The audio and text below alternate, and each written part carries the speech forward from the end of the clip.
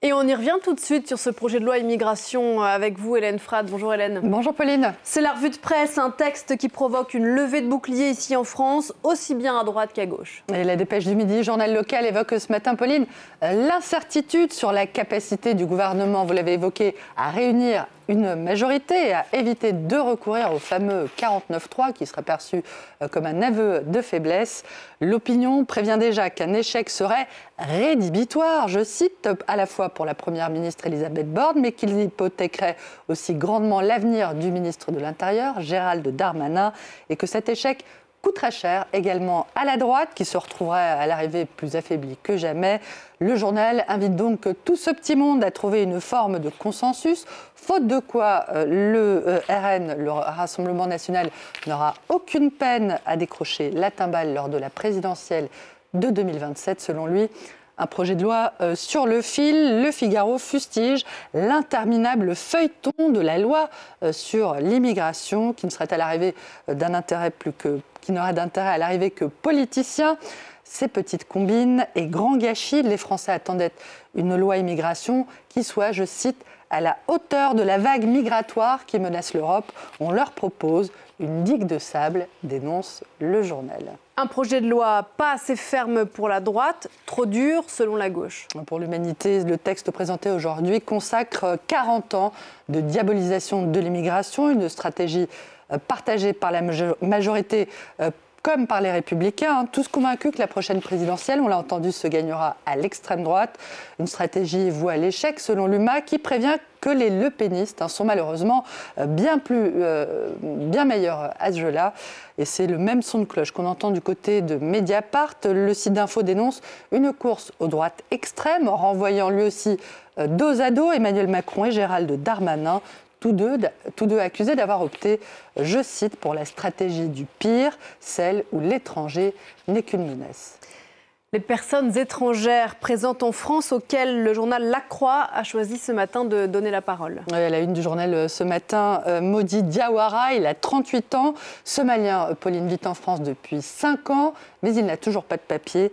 Il a travaillé sur des chantiers de démolition avec de l'amiante, participé à la construction de la ligne 14 du métro parisien. Il a fait le ménage dans un immeuble. Il est aujourd'hui employé à la plonge dans un restaurant.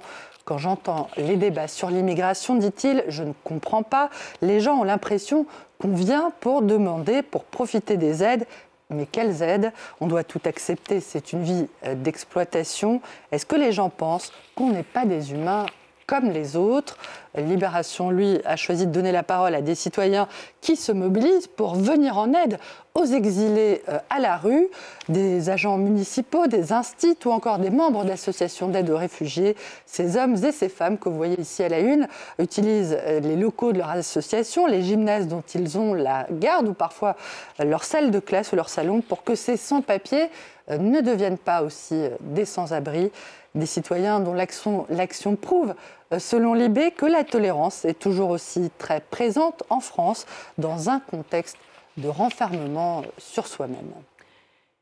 Direction à présent l'Argentine, Hélène, où l'ultra-libéral Javier Milei a été investi président ce dimanche, 3 semaines après sa retentissante victoire électorale. Claline, vous le voyez, montre le nouveau chef de l'État argentin prononçant son premier discours, non pas devant les élus du Parlement, comme c'est la tradition, mais face à la foule. Depuis les marches du Parlement, il n'y a pas d'alternative à un choc, car il n'y a pas d'argent, no hay plata, a asséné Javier Milei, en prévenant que la situation allait empirer à court terme, mais que les Argentins récolteraient les fruits de leurs efforts plus tard. Ces déclarations, en tout cas, satisfont visiblement La Prensa, autre quotidien argentin, qui annonce rien moins que le retour de la liberté en Argentine.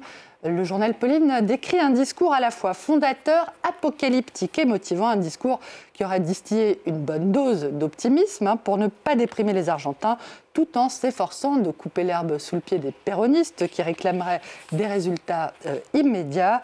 la lumière au bout du tunnel. Insatisfaction également de la Nation qui relève que le nouveau président a menacé au passage les allocataires de subventions sociales de ne plus les recevoir s'ils venaient à bloquer les rues. Un avertissement selon le journal qui voit poindre un grave conflit entre le nouveau gouvernement de Javier Milei mais aussi les groupes trotskistes et péronistes, je cite. Vu d'Espagne, le discours fait quand même un peu pchit, moins d'effet en tout cas, et le pays le présente même comme un fait anecdotique. Pour le quotidien espagnol, le plus important, c'est surtout de savoir ce que Javier Milei va faire précisément avec son nouveau gouvernement.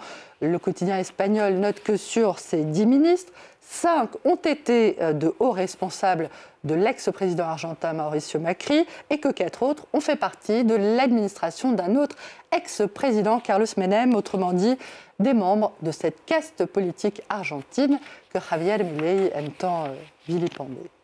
On ne se quitte pas là-dessus. Avant de vous dire un peu de hauteur, Pauline, avant de vous dire à tout à l'heure, je vous propose un peu de hauteur, c'est mieux dans ce sens-là. Avec The Guardian qui rapporte que des astronomes ont détecté, figurez-vous, le trou noir le plus vieux jamais observé. Ce montre cosmique que vous voyez ici quelque part derrière ces étoiles date de plus de 13 milliards d'années, autrement dit de l'aube de notre univers qui daterait du Big Bang à 13,8 milliards d'années environ. Selon les observations du télescope spatial James Webb, ce trou noir se trouve au cœur d'une galaxie qui elle-même se trouve qui serait née à 440 millions d'années seulement après le Big Bang. Donc, il a une masse équivalente à environ 1 million de fois celle du Soleil, ce qui est énorme pour un bébé trou noir comme celui-ci. On se demande comment il a pu devenir aussi grand, aussi vite, encore un mystère cosmique. Merci beaucoup Hélène.